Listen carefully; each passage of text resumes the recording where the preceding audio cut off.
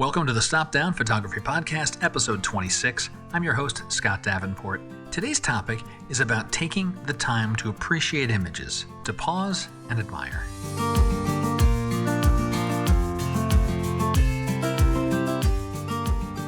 Hi there, welcome. Thanks for joining me for a weekly dose of photographic creativity. I know life gets busy, and I'm glad that you've chosen to spend a few minutes of your day with me. And if you enjoy today's podcast, please tell a friend.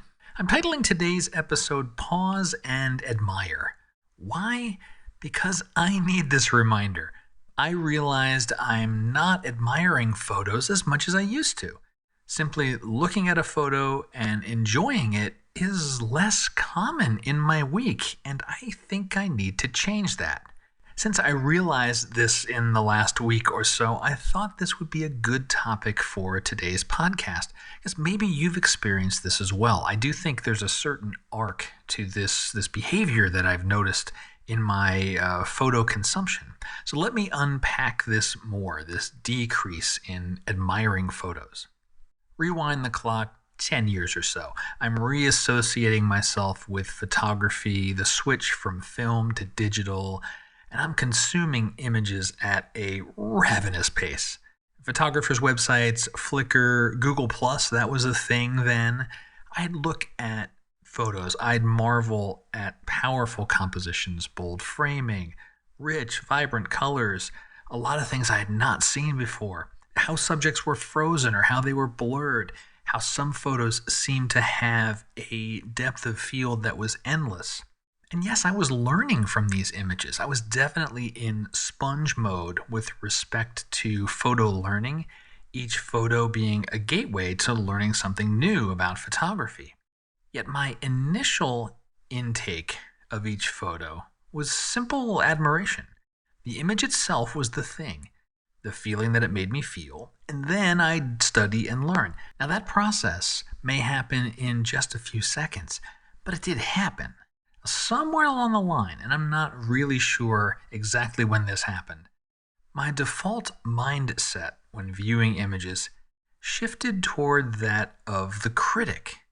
Instead of admiring the photo, paying attention to how it makes me feel, what the photographer chose to convey, I tended to dive straight into a critical analysis. How is the photo composed?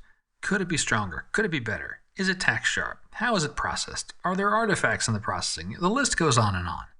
And incidentally, this critical examination is a silent one. It's a narrative in my head. I'm not the type to jump on forums offering up an unsolicited critique of a photographer's work.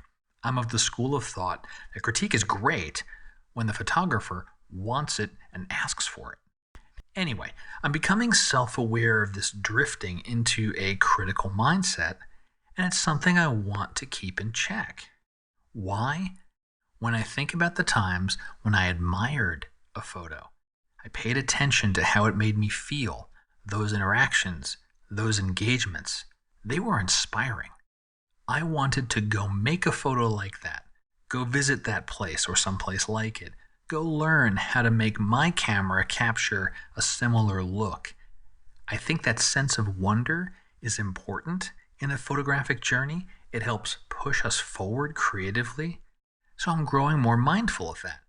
I need to take a beat when I look at photos. When a photo holds my gaze for more than a glance, reflect on how it makes me feel. Slow down, pause, and admire.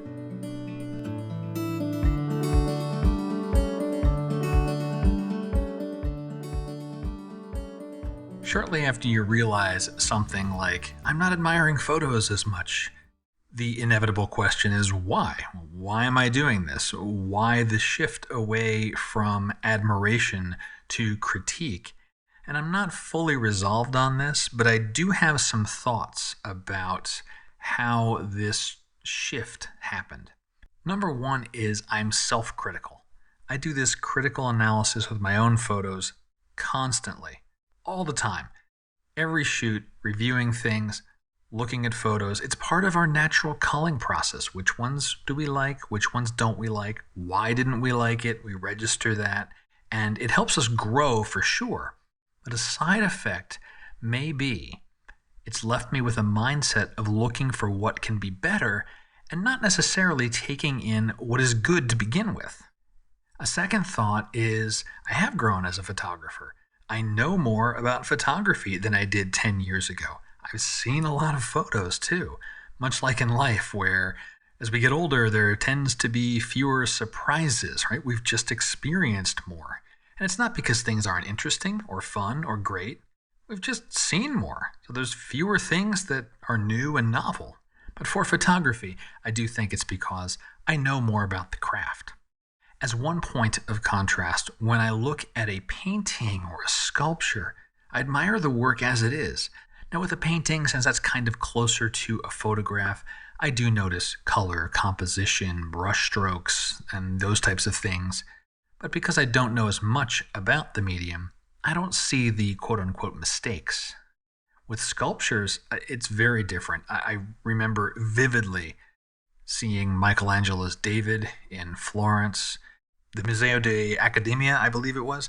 I marveled at just the hands of the sculpture, the veins on the back of David's hands, the attention to detail, exquisite. That feeling is still with me today. With photography, it might be that I'm too close to the medium, so I need to be more mindful of that when I view other photographic works. I can still be self-critical of my own work, but looking at the work of another photographer, at least initially, take it in for what it is, what the photographer's chosen to convey. A third thought about why this shift to a critical mindset versus an admiring mindset is that I am a photo educator. I go through photo critiques with students, and people come and ask me to review their work and offer up suggestions. By definition, that requires a more analytical, a more critical mindset. Although, as I think about it, in my one-on-one interactions with other photographers, I do have a trend toward admiration. A critique usually starts with, I like this about this image, let's talk about this. Let's talk about the good. And this happens on the photo workshops too. And I host a workshop. The last activity that we do as a group is a photo share. Each person in the workshop shares images. We talk about them. Certainly there's some critique if the photographer wants it, but there is plenty of admiration going around. So there's something there I might be able to tap back into to keep that admiration flow going when I look at other photos. One other thought that comes to mind is how I consume images now versus a decade ago. Number one, it's less than I used to. I certainly don't have as much free time to just look through photographs. Some of that is professional, some of that is personal. Some of that, you get it, right? Life gets busy. But another thing is it's primarily on my phone, and mostly through Instagram.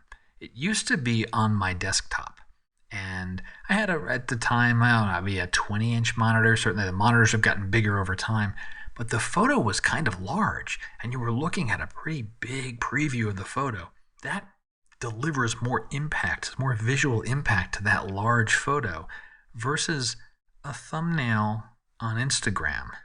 The thumbnail in my palm just doesn't deliver the same experience as looking at a full-sized image, or even not even a full-sized image, just a larger image on a desktop monitor, which kind of leads me to the things I think I can do to rekindle that admiration for looking at photos.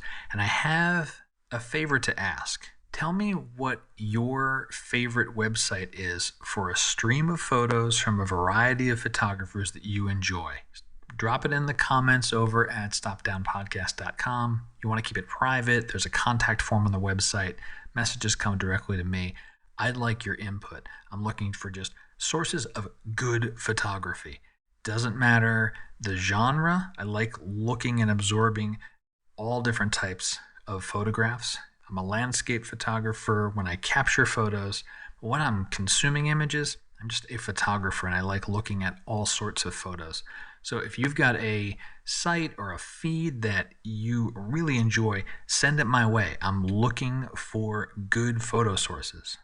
The other thing I'm going to do this is like my own little call to action, is as I look through photos, because I do look at photos every day, take a moment and admire a photo for whatever reason. And this can happen on Instagram, it can happen on a desktop. As I'm scrolling through photos, when one makes me pause, even for a split second, I'm going to make an effort to stop, think about why did that photo make me pause, and then have a deeper look at it. What is the light doing? What is the subject, the shape, the color, the texture? Is it the visual contrast or visual tension in the scene? Is it something that's just very novel or amusing? And it could be anything. But I want to try and do this once a day. It shouldn't take more than a few minutes. It's going to be part of my daily routine. It should be workable. It doesn't cost me any additional time. And I think it's going to help me keep my creative flame lit. I want to take a moment and thank the members of Patreon. It is your support that makes this podcast possible, and I cannot thank you enough. If you're interested in joining the Patreon community, supporting the show, you can visit stopdownpodcast.com. There's a button on every page, support the show. It'll take you over there and you can see what it's all about. And that will wrap up this week's episode. Maybe you'll take the same call to action that I'm doing and look at a photo with admiration once a day. Shouldn't take more than a few minutes. I'm excited about this. I'm a little rejuvenated about this. I'm looking forward to just enjoying some images for the sheer pleasure of the image itself. And again, if you've got a image feed or a particular photographer that you really like their stuff, send it my way. I'd love to have a look. I'll be back again next week, and if you enjoyed today's podcast and have a moment to rate it on Apple Podcasts, I'd really appreciate that too. Until next time, my name is Scott Davenport. Have fun.